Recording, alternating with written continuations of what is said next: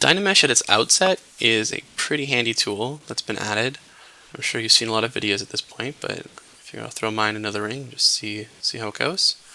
The purpose of using Dynamesh is to kind of get a real free starting point, where before I may have started from a sphere and pulled out some forms. At a certain point you'd see something like that nose would give me trouble when I'd start sculpting higher res details like pores and things like that. You'd have a harder time with that stretched out geometry there.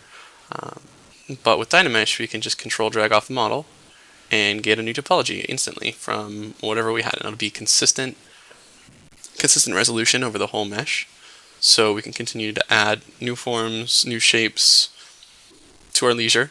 If you were so inclined, you could pull out entire body out of just a head. Whereas if I wanted to do that with a z-sphere, a sphere, I'd have to go and build a new mesh for that, or suffer the consequences of a very low res model in those areas. You'll see a lot of people previously build a z-sphere model that sort of had the general form first. But now we don't have to care about it. You can see I can just add in major shape detail, pop surfaces where I think it's appropriate. And once I've gone to the point where I've stretched out the mesh quite a bit, I can then control drag off the model again and retopologize. You'll note I use the inflate tool rather than the move tool for the majority of my major mass changes. If I want to pull out the neck like I just done there, I will use the move tool only after I've pulled out a substantial nub to work with. Yes, nub. Pulling out a nub. And then the move tool, as usual, I'll use to move forms around. But pulling out completely new shapes, you'll get some pretty terry, like right here. You can see that shape didn't really help me out very much. So instead, I'll just inflate again. Inflate, and pull out that form and have a real mass to it.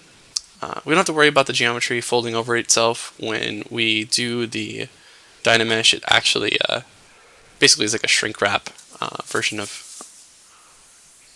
around the model. There'll be a totally new geometry built.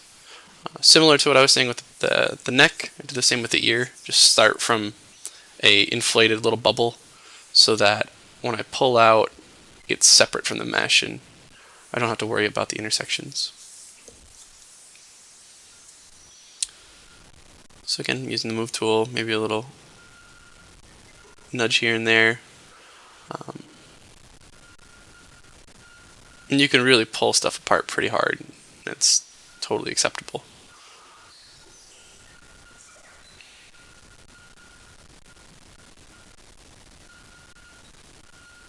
So another interesting feature is the clay polish. I've actually started using this pretty heavily when I start sculpting. You'll see it's kind of finding some lighting planes for us, pinches on peaks and valleys, depending on the settings. I'm not going to go over them in too much depth, but you can add contrast to the form that you have there, or you can remove it. And you can do it on either side, on the peaks or on the valleys, so on the plates where it's planes, or on the parts where it is angles. But mostly I leave that at 0, and I'll just edit the max, and I'll just use that to restrict it down to just lighting planes. So I'll set that pretty high, sometimes even up to 90. And when I polish, then I get flat planes for the most part when I hit the right threshold of shape change. And now with this, I can actually start marking in some major forms, cut them in pretty hard, and in conjunction with the Dynamesh, you can actually turn it on so that when you use Dynamesh, when you the control drag stroke, it will actually do the same polish that you'd have to do manually before. So we can get some pretty clean forms as we just block stuff in. Oops. So we can get the same effect as we have here inside of actually just doing our remeshing for Dynamesh. I'll turn that on in a minute. Just do some shape changes. This LUMPADUMP skull needs to go away. It's pretty garbagey.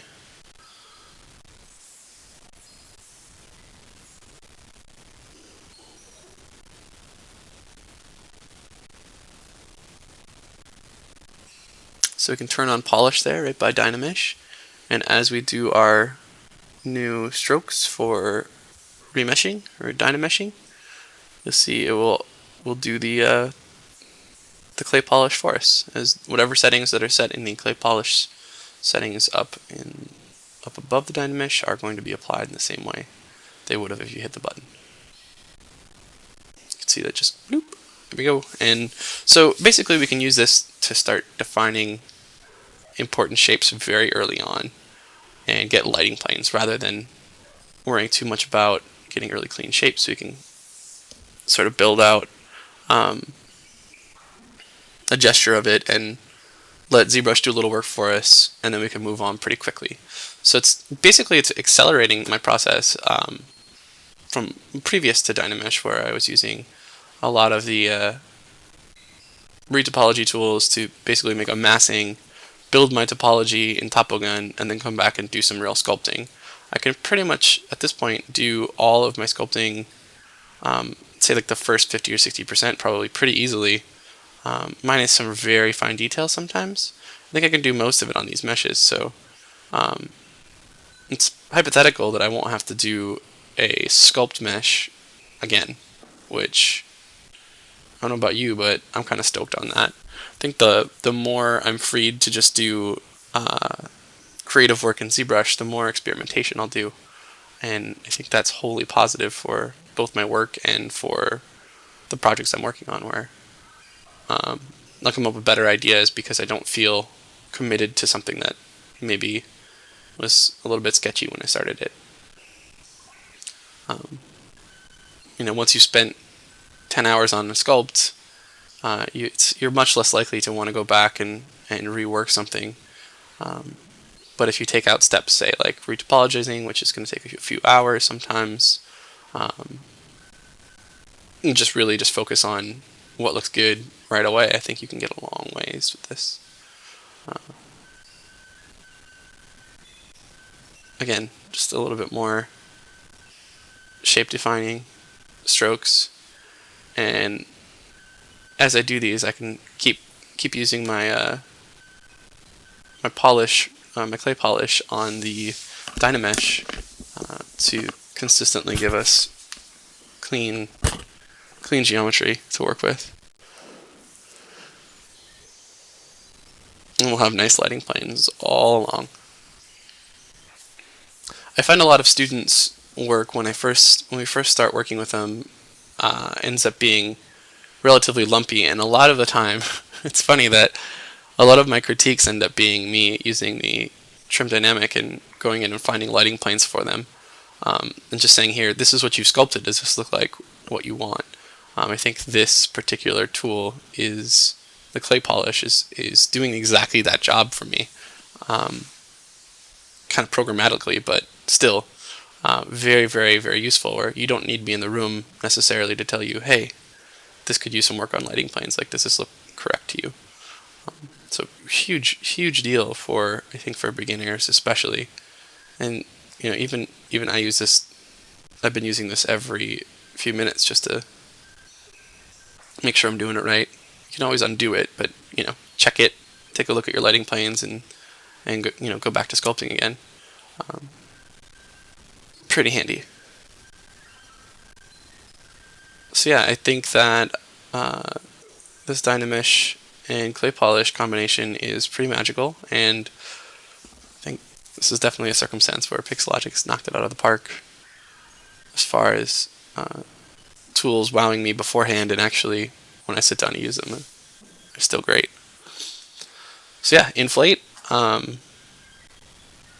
Dynamesh, polish, all these things, really great for your workflow. So get to it. This is Joe Pickup with So Much Monsters.